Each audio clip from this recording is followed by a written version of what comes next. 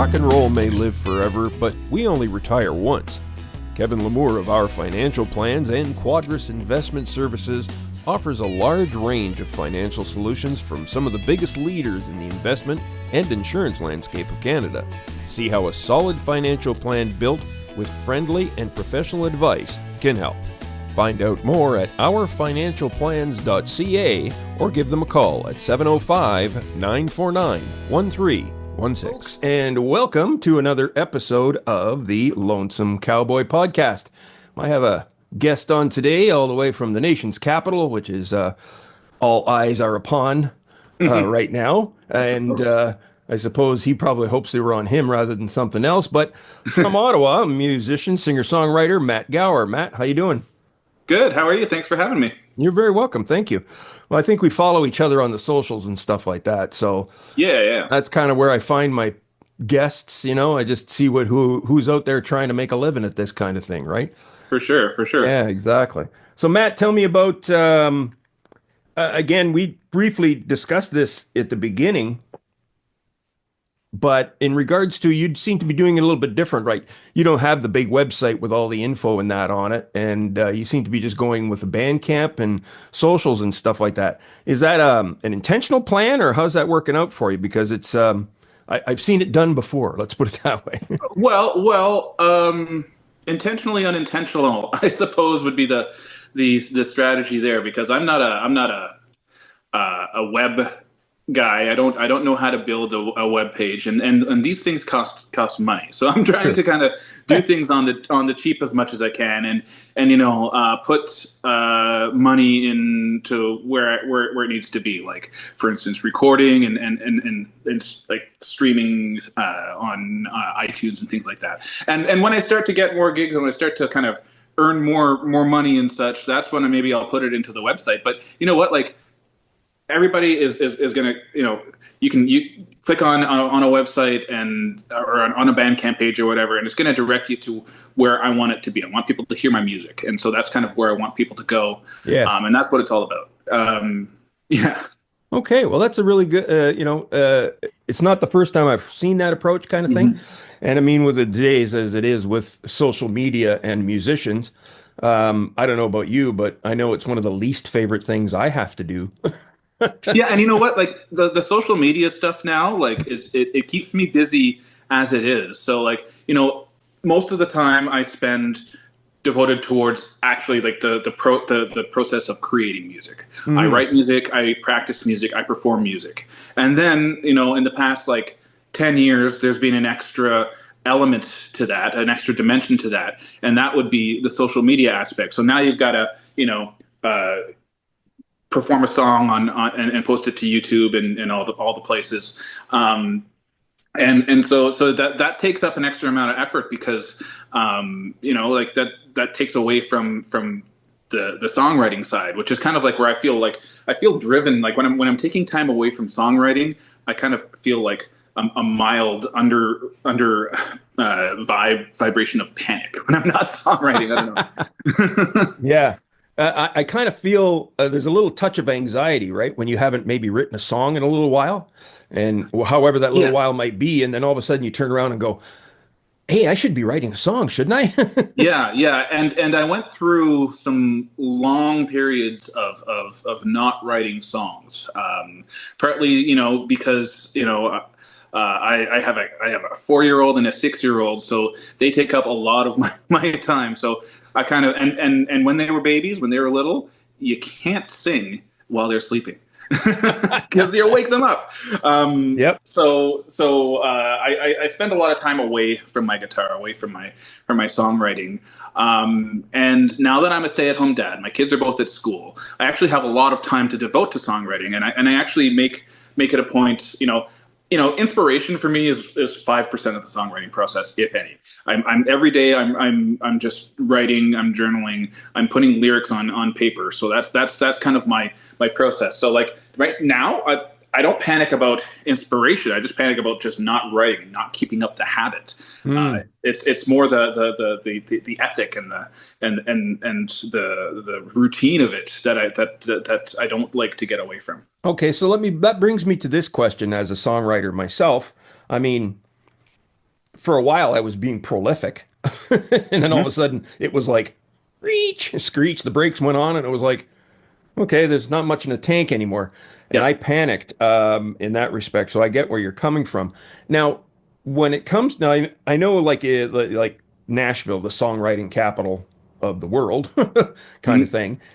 They actually go to work in the morning and write songs, take a lunch, come back and write more songs, and then go home at night. It's kind of a factory. Well, they, you Hmm. know, Hmm. kind of thing.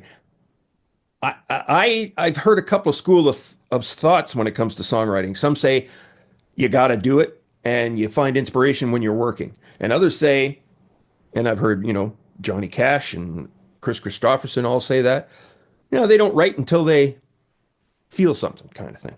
And Mm. that's it. So what's your method? Do you make sure that you make it a habit or do you just sit back and wait for the inspo?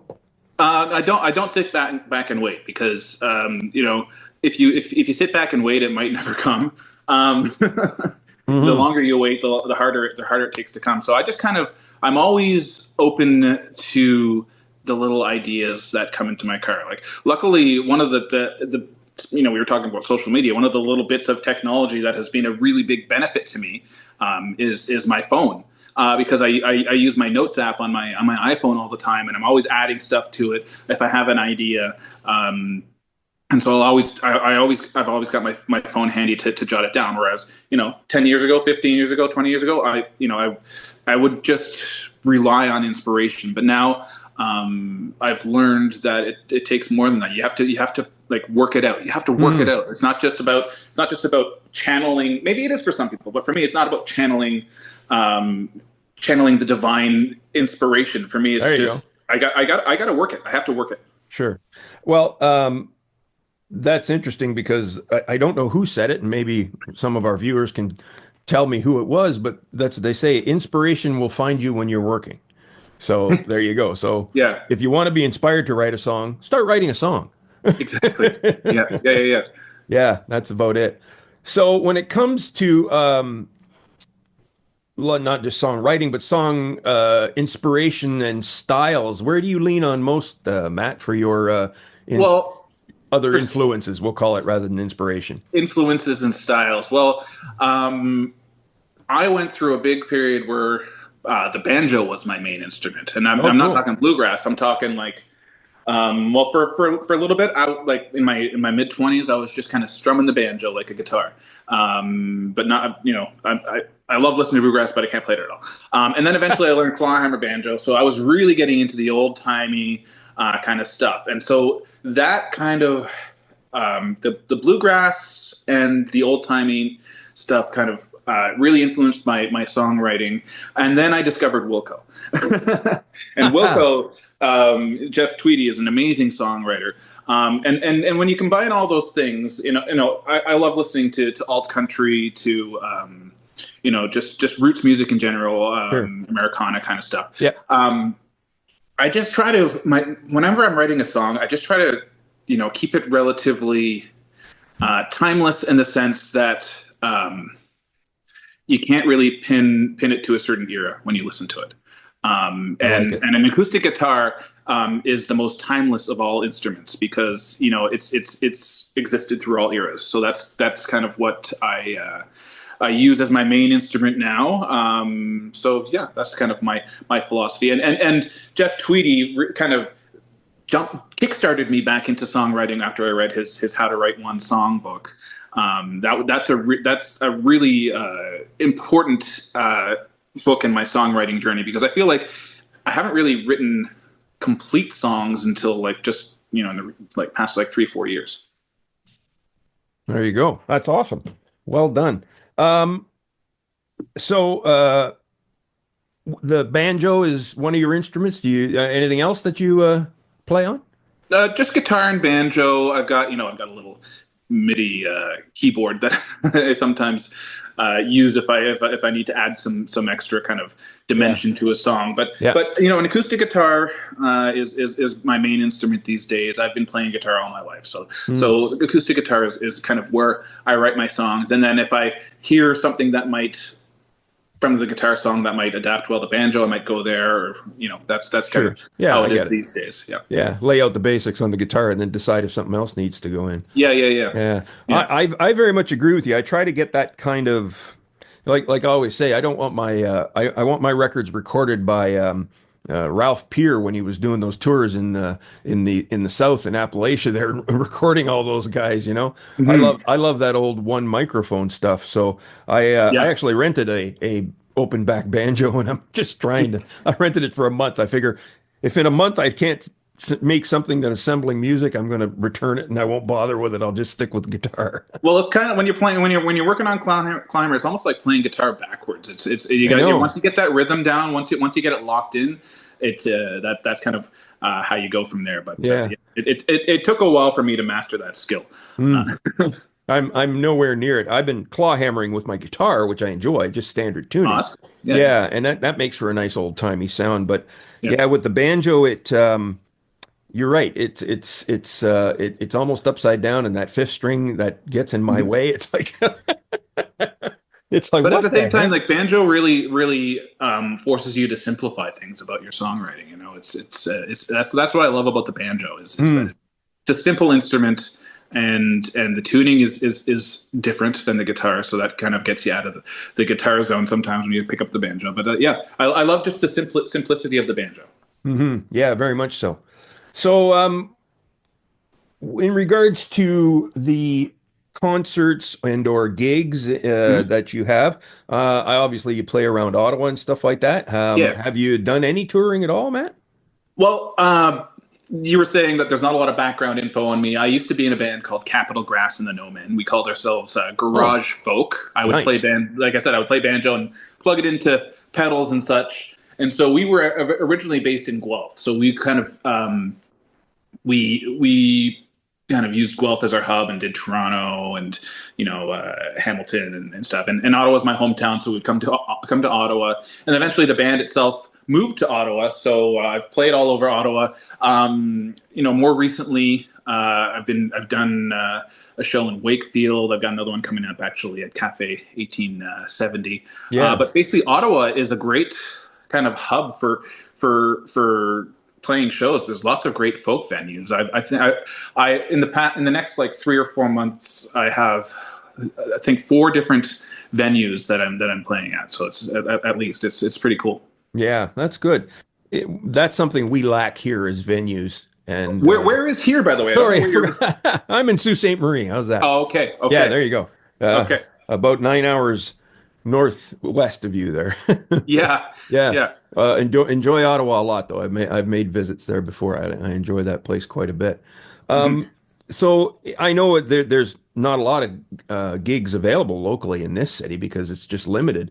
Yeah. And I know a lot of the venues I think have kind of without getting together have realized, okay, the standard rate in this town is this much. Mhm. And that's what everybody gets. It doesn't matter who you are. How's the venue situation there in regards to making things good for the for the artists themselves? Are the venues artist friendly? Um, yeah, I'd say so. For instance, like it's very much kind of in the artist's hands, I would say mostly. If you're organizing your own show, as opposed to like someone asking you to kind of be an opener or whatever, mostly you're in charge of the ticket sales, I would say. For instance, I just did a songwriters round at a place called Meow That's Hot here in Ottawa. It's a little bar venue, and that's kind of like my home base for open stages once a month. Hmm. But they basically put the show organizer Christine Greaves in charge of it, and she did all the ticket selling. So she's in charge of paying out all the artists. So it's kind of out of their hands, so they don't even have to worry about that.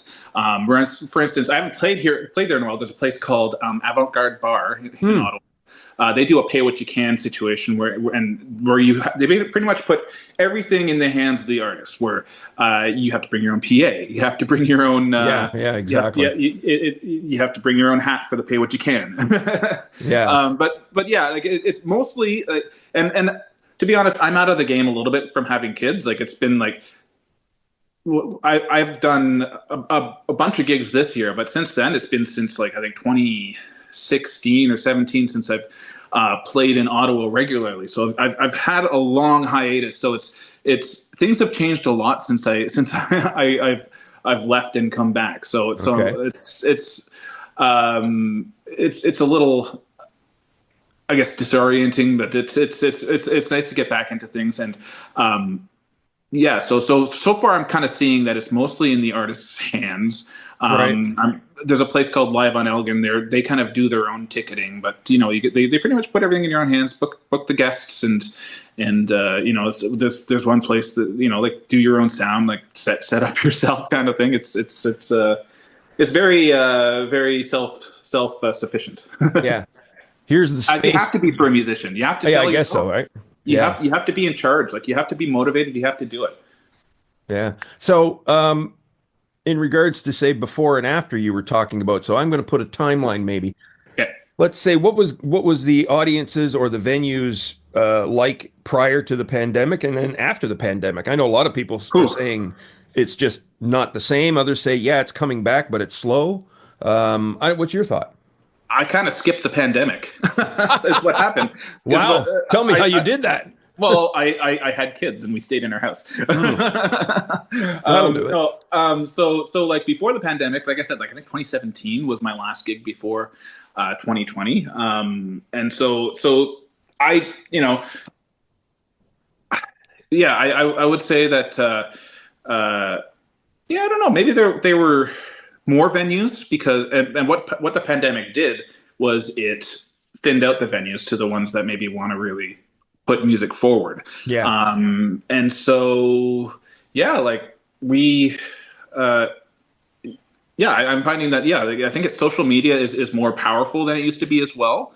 So that's kind of what the difference is between between before the pandemic, way before the pandemic, and way after. I don't really feel like there's it's affected me so much post pandemic, but that's because like I said, I kind of skipped it. Yeah. Um, That's one way to do it, eh? Just yeah, but what the pandemic also did for a lot of people was it created more songwriters. It created more gearheads. Like and I'm guilty of that too. Like I was bored, and I put together an entire pedal board for my electric guitar that I basically just used to solo on recordings. But like it created more interest in the equipment of music, and it created more songwriters. And I think maybe right around now, like in the past like 2-3 years, we're starting to see the songwriters come through the woodwork. yeah, exactly.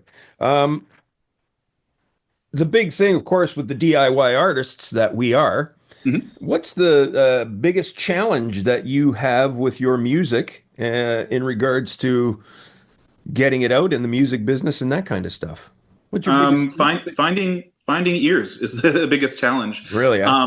One of my kind of solutions to that is I try to first of all post songs more often, and part of the challenge in finding those ears, even if you found those ears, getting them to listen for more than like 10 seconds. If you go into your like stats or whatever on Instagram, you'll see like the average listen is only like 10 seconds. So like it's like, even though you're getting 500 views, you're getting like blinks basically. So my strategy has been to kind of I try to post a cover song every week to kind of get some interested listeners who might be like looking to learn a song or whatever, or just hear a different version of a song. Because one of my biggest annoyances is just hearing the people who just you go to a band and you hear the cover band to just play it straight. I want to hear a version of a cover song. So that's what I try to do every week, and that makes it interesting for people to hear and maybe kind of drives them towards my music a little bit more. But just being consistent and putting songs out. And another thing that I've been doing is I've started recently having a newsletter. So I put all my stuff in there. Sign up for my newsletter, by the way. That's There you go. mattgower.substack.com. Right on. And So just like putting as much out there as you can. I'm not on TikTok, but like like it's like the TikTok kind of I guess what's the word, like the TikTok approach is basically just post. And I don't Saturation, have that yeah. much time, Neither do but I. just do put as much out there as you can. And Yeah. I also try to just put little tidbits of songwriting advice on my threads page and things like that. Yeah. Well, I see you're on Substack, and that's of course where I have the podcast and Nice. my other stuff too. And so, how are you using Substack? Because that's a new thing for a lot of musicians, and Yeah. you don't see a ton of them on there. How are you using it, Matt, to work with your music? Well, I'm using it to talk a little bit more about the music. People who are going to read Substack, I think, are they're going to make the effort to kind of want to know about it. So I'll talk about for a couple Substacks. I was talking about a song that I was just having a hard time writing, so I'd give an update on that song, or talk about my gigs, or and just kind of going a little bit more in depth that you can't necessarily do because if people don't expand your paragraphs long post on an Instagram post or whatever. So kind of directing folks to my Substack page in order to kind of get the inside story. And that's a nice thing about Substack, right? Is that it's if you're going there, you better expect to do some reading because that's what it's about. That's what it's for. Yeah, exactly. Yep. Yeah, which is kind of nice. And like I said, I wanted to do a podcast, and I had an artist in the States that uses it quite extensively, and he's fantastic, Carter Hogan, and Creekbed Carter Hogan, and there's one you should subscribe to because he's got some great writings. And then I finally saw the podcast, and I went, "Hey, this is a good Yeah. idea, and you can do a lot with And it." podcasting is something that I also considered. Hmm. I am a former podcaster. I did a baseball podcast Oh, throughout nice. the pandemic. But I decided, like I'm one of those people for podcast interviews who likes to prep a lot, have all my questions, and that took up a lot of brain power when I was doing my baseball podcast. So I decided, leave that to the podcasters and just post what I can post and not get all worked up about preparing. Yeah, I understand. And that's the same way. I actually had a podcast prior to this one. It was called Rock and Roll Heaven on another service that's is no longer. And I interviewed all kinds of big stars and Chris DeBerg and Joe Mm. Satriani and a lot of Canadian artists. And sometimes not having yourself boxed into all that prep, and sometimes just having that conversation can make for a way better interview sometimes. Oh yeah, no, and that was my one of my favorite things about the podcast was having the interviews and getting to talk to people. Yeah. And getting the free stuff. I got so many free baseball books from from doing that. So Yeah, I gotta love it. maybe I should do a guitar podcast, and maybe I'll get some free guitars out of the deal. That's one way to think about it. Tell me, yeah, if that works, let me know. They don't send me any free guitars. They're looking for better guitar players. That's probably I'll why. start small and do a podcast about guitar picks, and then work. I will subscribe to that, man. I really would. I definitely subscribe to it. That's for sure. Um, so as far as the songwriting and that goes, what I see on your Bandcamp, I just see a full list of demo recordings as Yeah. opposed to a full album. It's Well, some of those songs are going to be on the album. I okay. just kind of put them up there just to have them there because just to kind of have a spot to plunk the demos Sure. as I record them.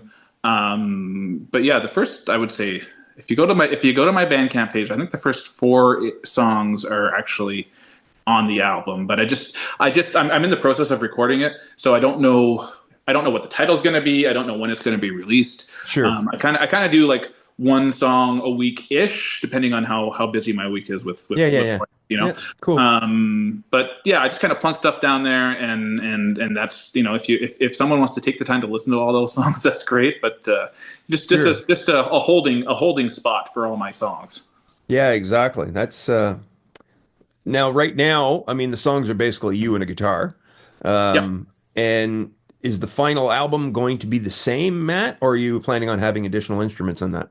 Well, I my basic kind of template for each song is guitar, voice, and then I'll usually add some electric guitar on there for some flavor, so like a solo in there or whatever.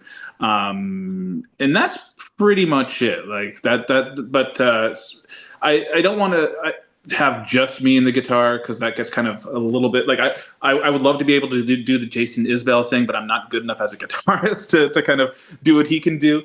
But just to kind of give it a little bit more flavor, and that's kind of the cool thing about the demos is that like the raw demos are just me and the guitar, but the more like polished recording stuff is kind of what you might more expect to hear from the Hmm. album. So is this a self recording you're Yep. doing, Matt? Okay, Yep. you're Yep. recording it at home. Yep. And that's the other thing I'm noticing too in the music business.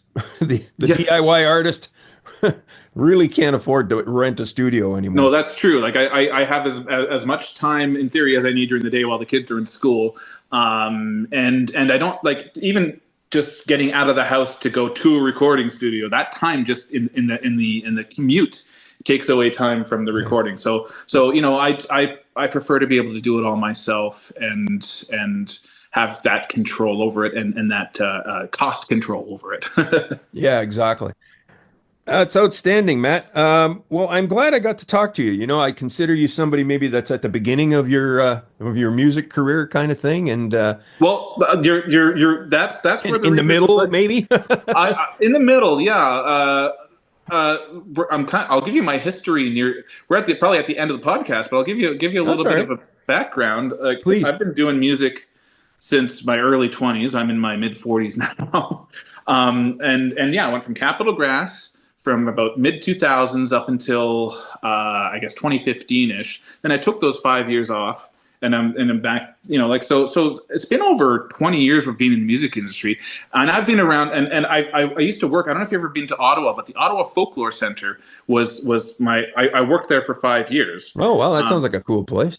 yeah, so I was in the middle of music. I was selling people acoustic guitars and banjos and yeah, no, so I was there, and before that I worked for the folk festival on Ottawa when it was still at Britannia Beach. Right on. I worked in 2016 after the folklore center closed. I worked at the jazz festival here in Ottawa. So my life has been surrounded in music.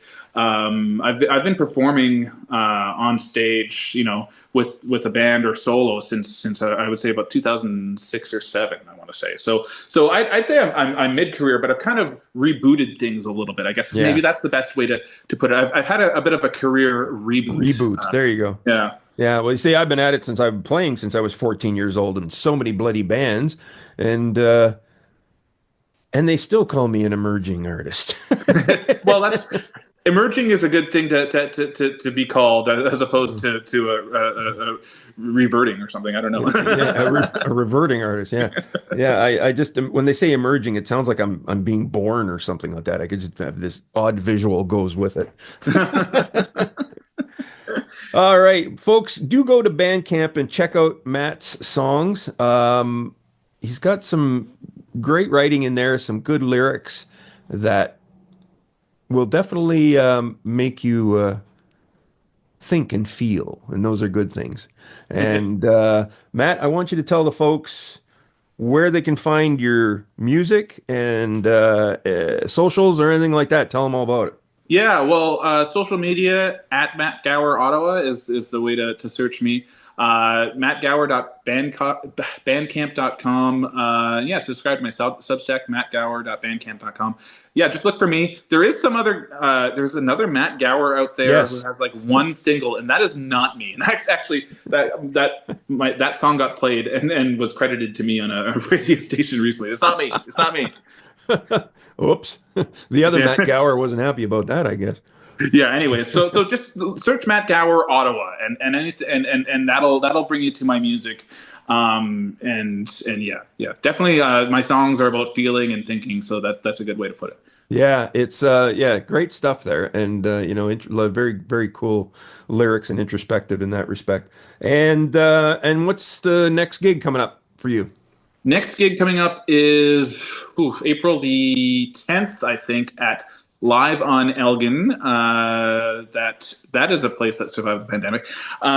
So if you go to my Instagram at Matt Gower Ottawa, that'll be the first post pinned to my Yes. page. So yeah, that's the next one coming up. Yeah. And if you go to Matt's Bandcamp, they'll give you a link to his link tree and you can find all his stuff there. Oh yeah, Linktree is good too. Yeah. Yeah, exactly. Yeah, that's where I went down the rabbit hole of the first Matt Gower I came across, and I went, wait a minute, that's not the guy. Yeah, no, it's not me. That doesn't sound nothing like I thought it is. Anyways, Matt, thanks for coming on the program. I really do appreciate it. All right, thanks for having me. I appreciate it. Thank you.